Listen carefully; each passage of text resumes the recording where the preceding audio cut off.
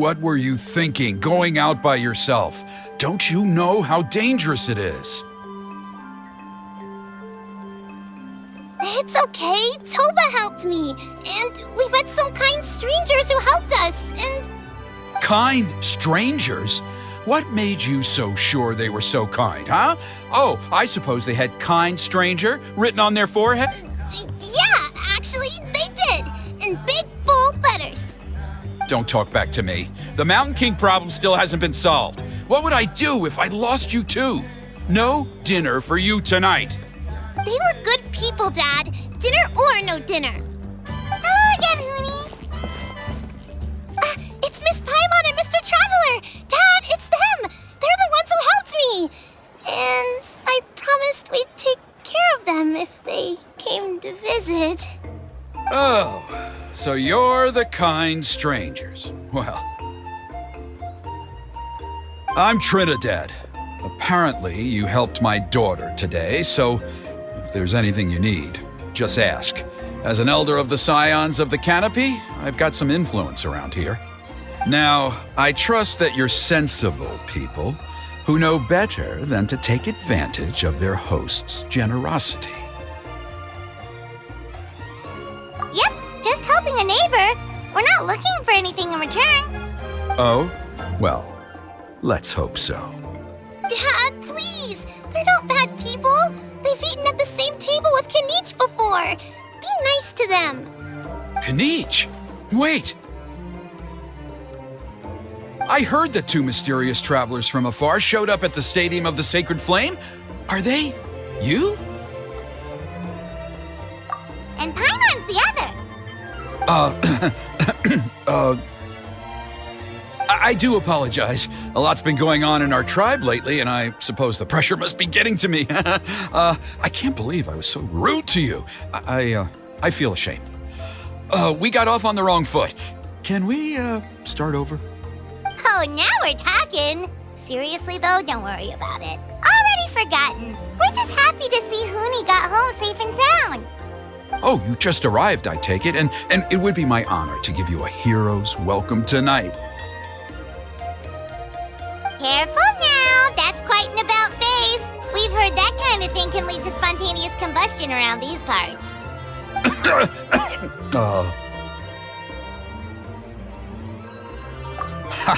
My dear traveler, you are very perceptive indeed. Go inside now, Hoonie. Dad's got some important business to discuss. Okay, look after Mr. Traveler and Miss Paimon. They're very special guests. Well, we'll hear you out, but we can't make any promises that we'll be able to help. Well, this is a matter of utmost importance. Please, allow me to explain. For many years, our tribe has celebrated the Turnfire Night. It is a traditional ceremony among the Scions of the Canopy in which we remember our ancestor, Burkina, and his companion, Kangamato, the Mountain King. Burkina was a hero who bore the ancient name Malipo, and Kangamato was a powerful yunpanqui warrior. Together, they fought against the Abyss. They were victorious, but it came at a great cost. Burkina paid with his life. The Mountain King survived, but was contaminated by the Abyss, and he remains in hibernation to this day. Normally, yunpanqui never live longer than a century. It is possible that the abyssal power is responsible for his unnaturally long lifespan. Oh, that's right. The Mountain King is a living symbol of our glory, but even this glory comes at a price. The abyssal power inside him is highly sensitive, and when it is disturbed, he awakens and flies into a blind rage, attacking anything that moves. So, besides the ceremony, another important part of Turnfire Night each year is cleansing the abyssal power inside the Mountain King so that he will remain sound asleep. However, Abyss-related incidents have been on the rise in that land lately, as I'm sure you're both aware. As a result, it has become increasingly difficult to keep the Mountain King in hibernation. Only 5 months have passed since the last Turnfire night, and he's already showing signs of instability. Has he woken up again? He has. We managed to contain the situation by performing a makeshift ceremony right away, but it was a close call. He could reawaken at any moment. Also, he attacked and wounded my companion, Nana, during the ceremony. She became contaminated by the abyss as a result, and... We heard. Such a tragedy. We're really sorry for your loss. Yes, and Nana wasn't the first. Anyway, right now we're preparing for an exceptional Turnfire Night ceremony, and we need to find a suitable flame bearer. From what I've heard about your adventures, I believe you would be perfect for the role. Of course. Plus, he's a bona fide hero who inherited the Malipo name. Oh, you mean Kinich? Yes, he's the one. A hero, worth his weight in gold. And unfortunately for us, he's all too aware of that. No prizes for guessing what he said when I asked him to host a Turnfire night outside of the annual schedule. An exceptional ceremony? Oh, I'll have to charge an exceptional price. I swear, no other concept exists in that boy's brain.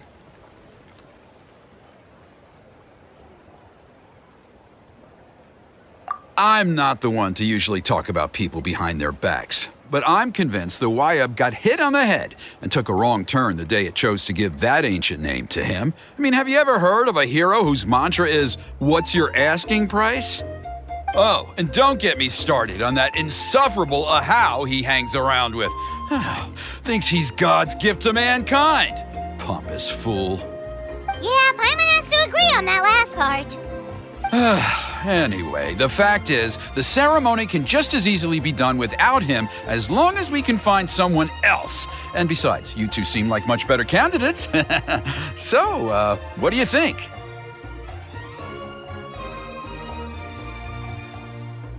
Well, there's only a few days left before the ceremony. We can't afford to waste what little time we have on negotiating with him. No, I much prefer if you would consider taking his place. Wonderful! I can't thank you enough. Huni was right about you. You have kindness in your hearts. Come with me to the other side of the mountain. I'll bring you up to speed on each step of the ceremony. As experienced warriors, I'm sure you'll pick it up in no time.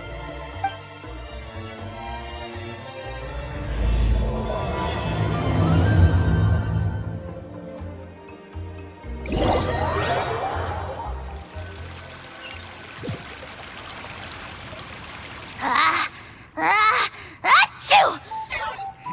Curses! Who dares insult the great Kahul Ahau behind his back? Oh, great Kahul Ahau, bless you. Shut your filthy mouth, worm of the abyss! Your putrid words defile the air we breathe.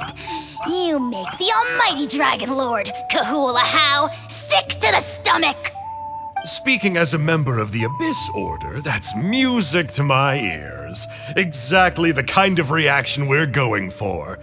But on a personal level, I gotta say, it's pretty hurtful. Ugh, never have we heard such brazen blustering from someone who is inches from death! Up yours, Four Eyes! We spit in your face! Okay, well, that I am at a loss to explain. How do I manage to stay so chirpy and cheerful? I can only guess it's some kind of powerful magic. But I digress. Mr. Kinich, I admit it, you, sir, are a legendary hunter. Still, the only reason you caught me is that I was reluctant to run away. You see, I'm very interested in the lore of your tribe. Kay? Is that it? Kay? Aren't you intrigued to know what it is about you guys that prompted a visit from the Abyss? It's the extreme sports! The other day, I narrowly avoided getting hit by a very brave soul who just leaped off a cliff. I think you call it bungee jumping? Anyway, I was very impressed. That is what I call embracing the spirit of adventure. Look, I even did a painting inspired by the bravery and freedom of the scions of the canopy. You scum-sucking swine! I swear, if you go bungee jumping, it'll be without a rope!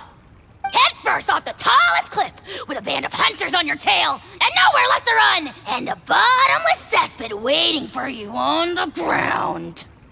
You say that, but I get the sense that Mr. Kinich isn't planning to take my life right now. On top of that, I'm tired of spying on you from afar. So why don't we just negotiate a comfortable operating distance that works for both of us? I've heard that the most important thing in human relationships is to respect each other's boundaries. What do you say, Mr. Kinich? Or you could tell me what it is you're really after. What? And then I'll name my price.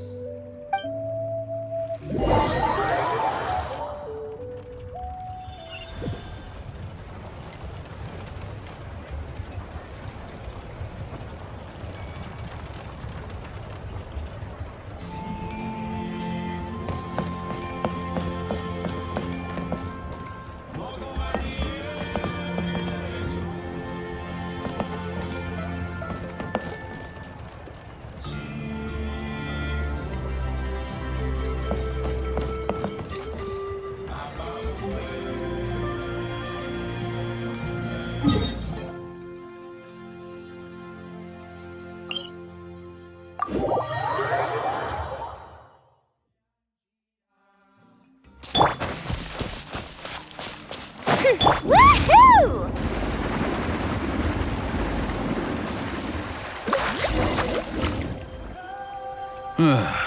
The abyss contamination is back. No surprises there. No doubt that explains the Mountain King's recent activity. See those torches over there? Those are the Sacred Flame offshoots that we requested from the Stadium of the Sacred Flame. They contain the power of the Pyro Archon. Are you saying that the Sacred Flame and the Turnfire are the same thing? Well, for ceremonial purposes, at least. Sending someone to the Night Kingdom to retrieve the legendary Turnfire isn't exactly an option. More to the point, though, the Sacred Flame is able to burn away abyssal filth, so that's why we use it in the ceremony. Gotcha! So basically, we just need to clean up the filth with the Sacred Flame. Well, that's one part of it, yes, but the complete ceremony is a bit more complicated than that. First, the flame bearer must collect a kindling of the sacred flame from the starting point, then use a grappling hook to fly up into the sky and light each of the sacred flame pillars. Then, they must go down into the canyon, all the way into the cave where the Mountain King slumbers, lighting braziers and the final altar along the way. The most skilled flame bearers can accomplish all of this without touching the ground once. As much as I hate to admit it, Kinich is capable of this. Wow! He can do all that flying without ever falling to the ground? Well, of course Paimon can. It'd be much harder for you guys. Well, don't worry. It's not a requirement of the ceremony. You're allowed to touch the ground. The only thing you're not allowed to do is turn back. The flame bearer must always keep moving forward. You can't skip a pillar, then come back to it after lighting the next one. To do so would be to disrespect our ancestors. So, what actually happens if you do turn back? Surely the fires don't just go out. If you're not careful, you might get burned. What about today then? Does the same rule apply? Oh no, don't worry. Today is just a practice. The order doesn't matter. You just need to take the sacred flame, cleanse the filth, then go light all the braziers. Are you ready? I'll repeat all the key points again. Gather the kindling, cleanse the filth, and light all the braziers. I'll wait for you at the end.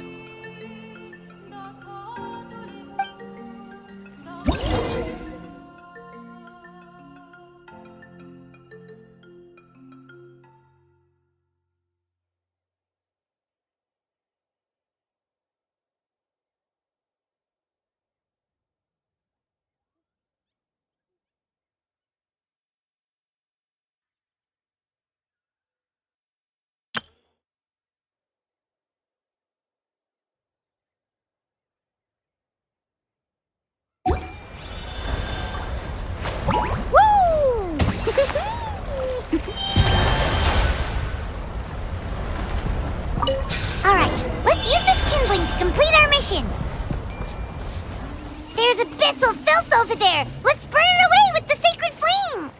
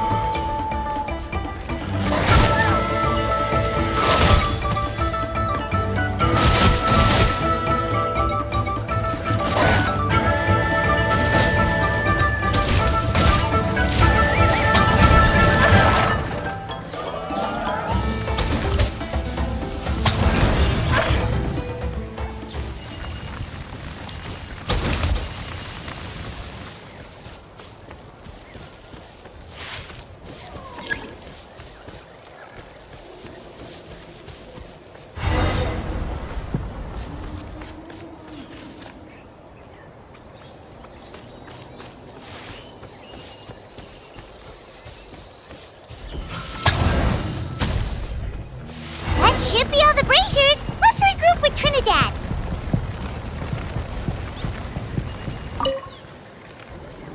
I knew I was right about you. You have outperformed all of the other previous candidates. If there was an ancient name for outstanding flame bearers, I'm sure the Wyab would consider you for the honor. Yeah, although it would probably take Paimon quite a bit longer. All right, now there's still a few days left until the ceremony, and I should probably get back so I can inform the chief and the other elders that I have found the flame bearer we need. Oh, you mean they've still got to sign off on it? Some of them are still hoping we can come to an agreement with Kanich, but that's only because they haven't seen you in action. Still, I'm the one responsible for securing a flame bearer, and my recommendation is you. Just for Paimon's own peace of mind, are you sure it's not going to be a problem having Outlanders take on such an important role in your ceremony? See that place over there? There was a time, long before the age of Burkina and the Mountain King, when we, Scions of the Canopy, called that our home. After a period of upheaval, our ancestors were forced to move away. Now, it has become a place where our youths go to develop courage and kindle a spirit of adventure. If we fail to keep the threat posed by the Mountain King at bay, it might not be long before we have to move again and find a new home. So, to answer your question, I think everyone will agree that you are the right choice. Fair enough. Desperate times call for desperate measures. I'll need you to drop by my place at some point before the ceremony, if that's all right. There are still a few final details that we need to discuss. Okay, see you later then. You have my gratitude. We've helped out with a lot of other local festivals before, but this one feels a little different. Anyway, let's take a break before heading back to Trinidad's place.